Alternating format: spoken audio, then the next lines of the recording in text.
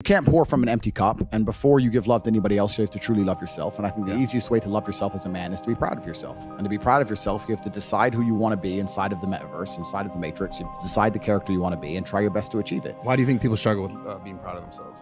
I think because they know they're failing. I think that most people failing in life know very well they're failing.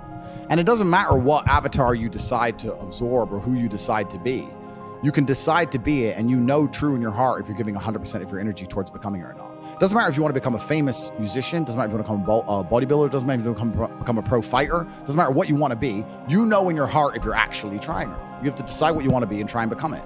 And a lot of the people who are genuinely unhappy or miserable in their hearts know they're not trying that hard. Well, and I think they also focus on what everyone else is doing right or wrong, and then judging outward, and everyone's like focused on this outward reflection of like what that person has and versus what they don't have, and it's all just sort of like this just cycle of negativity. Completely. And it's just, we found ourselves, especially with social media nowadays, we found ourselves like most people, because maybe they're not mentally strong enough to understand like, wait, I need to create my own value instead of looking outwards. How do you think we fix it? Successful is all about self-definition, which is what I was saying at the beginning. You have to decide who you want to be. And if you wanted to be Joe Schmo and you pull it off, then you'll be a pretty happy, content person. To decide who you want to be. I think the people who are miserable, it's the gap between their expectations and their reality. That's where the misery lies. Yeah. My expectations were always enormously high.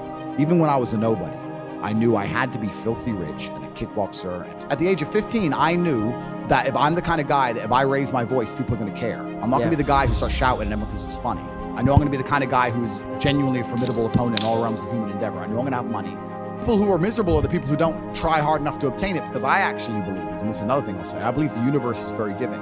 I think the universe and God himself is very giving. I've yet to meet somebody in all my years who is genuinely giving 100% of themselves day after day, doesn't snake anyone, firm handshake, look you in the eye, doesn't lie to nobody, and tries 100% who doesn't get what they want. I've never seen it.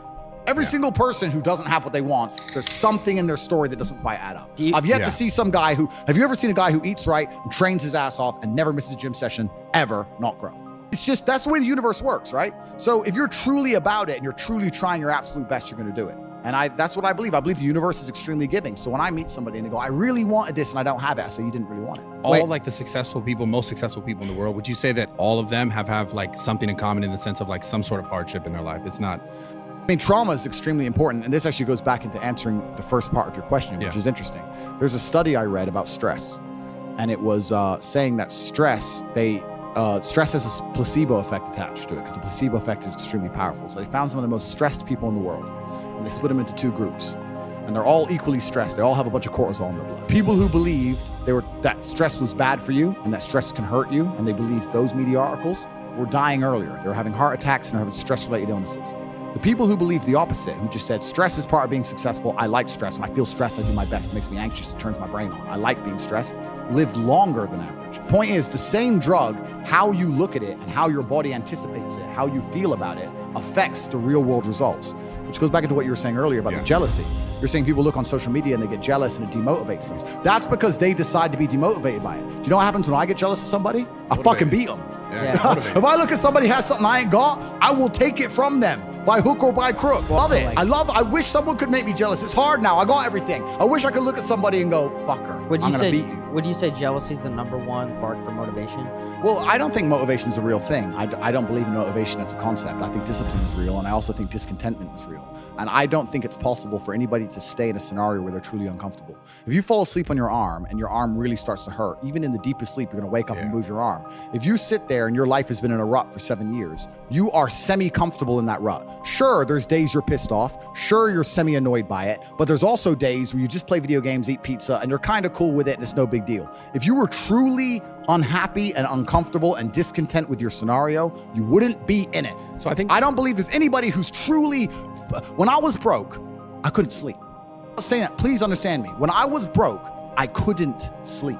I'd be trying to go to bed thinking, how the fuck these people have Ferraris? I want a fucking Ferrari. I couldn't sleep. People aren't taught to be self-aware anymore. People are taught to just like I said, look at that guy, what he has, and be mad that you don't have it. Or like, if something's going on with me, I don't want to look inside and say, what's actually happening with me? Why am I this way? Why am I the person that I am today? But I want to figure out deeply, how do you think a man, specifically in this case, is able to look at themselves more comfortably without holding the judgment, the fact that they don't have the stuff over themselves? Because completely, you're totally right. I think there's two answers to the question.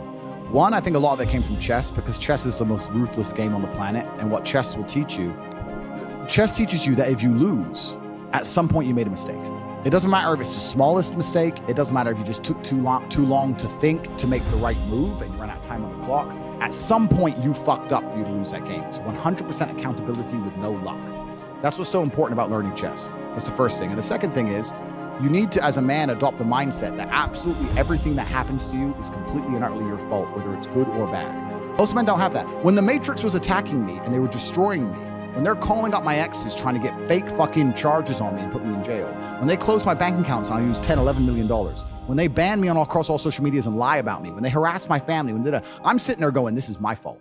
All of this is me. I got here. It's my fault. I'm not going, that was unfair. It was orchestrated. The NGOs worked against me. Because that is not helpful. So it's accountability. It's 100% accountability in all things. But also when I go out there and I start the Bugatti, it's like, that's me. This is my fault.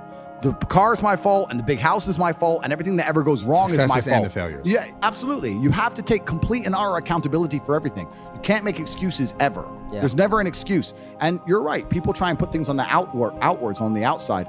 It's interesting. I remember watching Forrest Gump about 5 years ago. I was on a plane. I can't remember where I was flying. And the beginning of Forrest Gump has a scene in it when he's sitting on the bench at the beginning. Think about Forrest Gump. He's sitting on the bench at the beginning, and there's a feather lands on him, and the movie begins. Yeah. What they're saying with that is Forrest is the feather, and life has just pushed him all over and put him in all these unusual scenarios. Life has directed him everywhere. Yeah.